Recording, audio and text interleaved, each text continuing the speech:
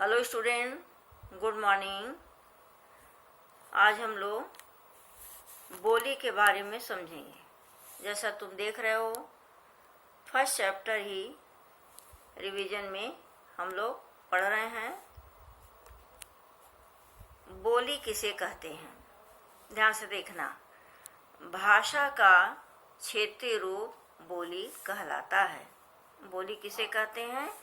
भाषा का क्षेत्रीय रूप, यानी जो भाषा क्षेत्र में बोली जाती है उसे बोली कहते हैं। क्षेत्र के आधार पर भाषा का सबसे छोटा रूप बोली होता है। ठीक है।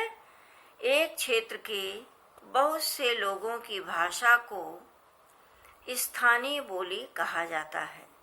बोली को भाषा के सीमित प्रयोग का क्षेत्रीय रूप माना जा सकता है। समझ में आया? बोली क्या है? भाषा का क्षेत्रीय रूप बोली कहलाता है, अर्थात बोली को भाषा के सीमित प्रयोग का क्षेत्रीय रूप माना जा सकता है। ठीक है। यानी बोली क्या है? भाषा का सीमित प्रयोग बोली है। आगे देखिए, आमतौर पर बोली में लिखित साहित्य नहीं होता। इसका अर्थ है कि बोलियों का कोई साहित्य लिखा नहीं है। बोलियों का साहित्य किसे माना गया है? लोकगीतों को, लोक कथाओं को।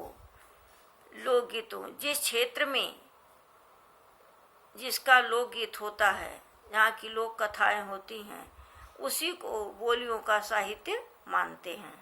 इसीलिए कहा जाता है कि लोकगीतों और लोक कथाओं आदि के रूप में ही बोलियों का साहित्य मिलता है।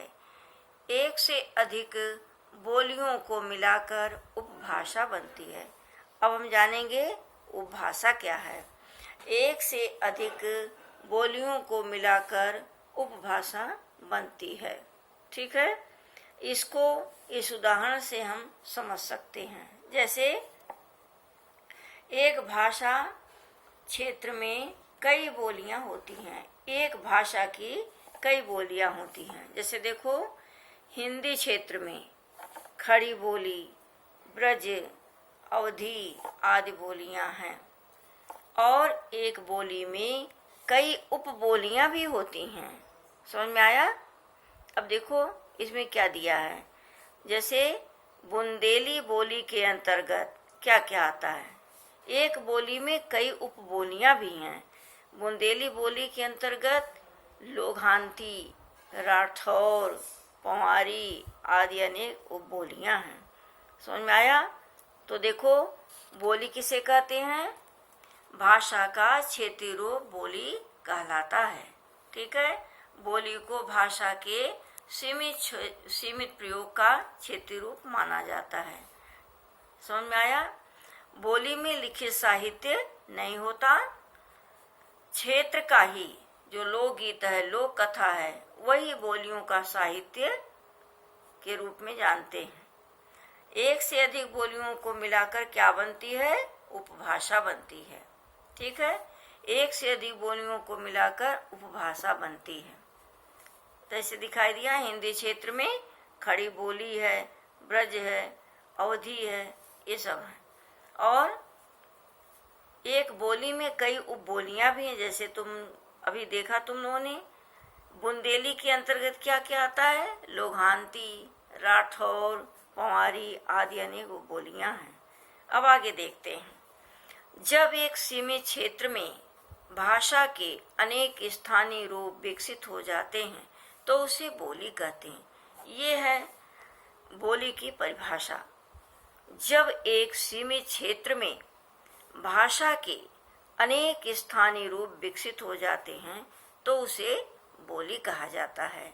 जैसे मारवाड़ी, मगही, गढ़वाली। समझ में आया? अब आगे देखो, हिंदी भाषा की कुछ उपभाषाएं हैं और उनकी ये बोलियां हैं। ध्यान से देखना बच्चों।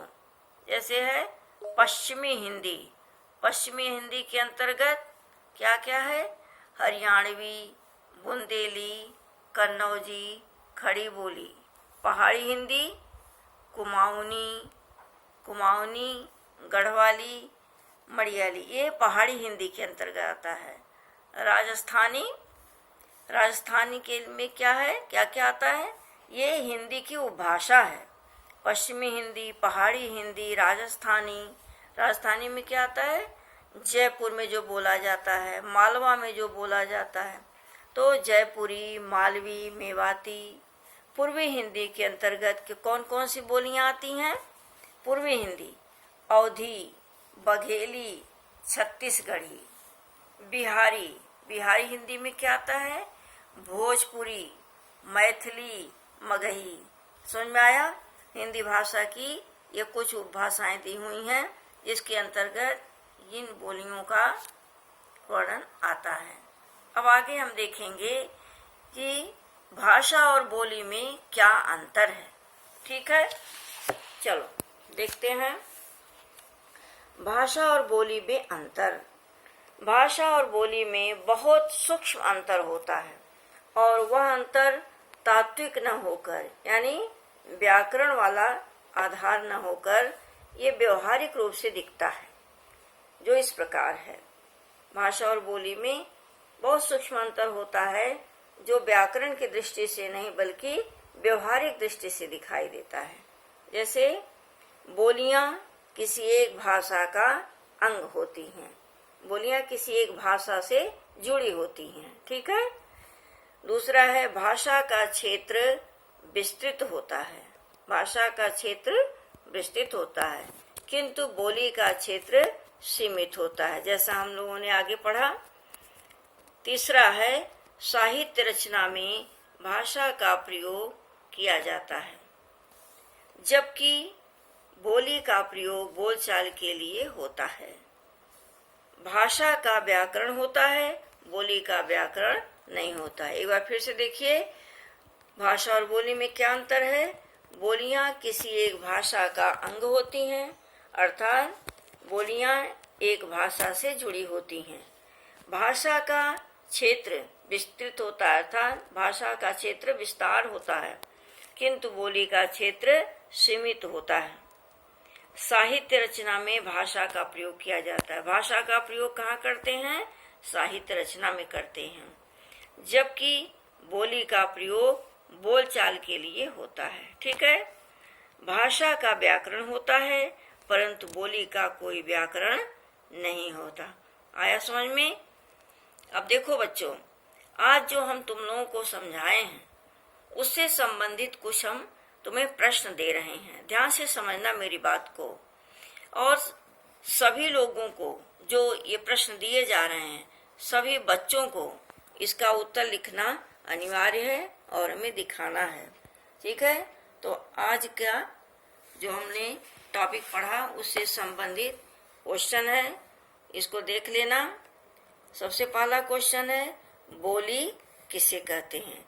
इसकी परिभाषा लिखते हुए और शुद्धता पर विशेष ध्यान देना, क्योंकि तुम्हारे लिखने में गलतियां हो रही हैं जबकि तुम देख के लिख रहे हो। तो सबसे पहला प्रश्न है, बोली किसे कहते हैं।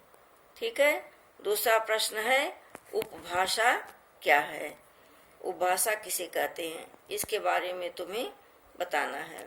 तीसरा है, भाषा और बोली में क्या अंतर है। जैसा अभी तुम लोगों ने ऊपर देखा कि भाषा और बोली में क्या अंतर है, ये तुम्हें बताया गया। ठीक है।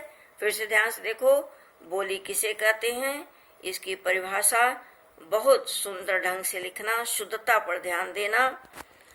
और दूसरा प्रश्न है, उपभाषा क्या है। ये हमने अभी पढ़ा, इसको भी क्लियर करके लिखना साफ सुथरे ढंग से। तीसरा प्रश्न है, भाषा और बोली में क्या अंतर है। इन तीनों प्रश्नों का उत्तर लिखकर मुझे अवश्य दिखाना। ठीक है। ध्यान से समझ में आया बेटा।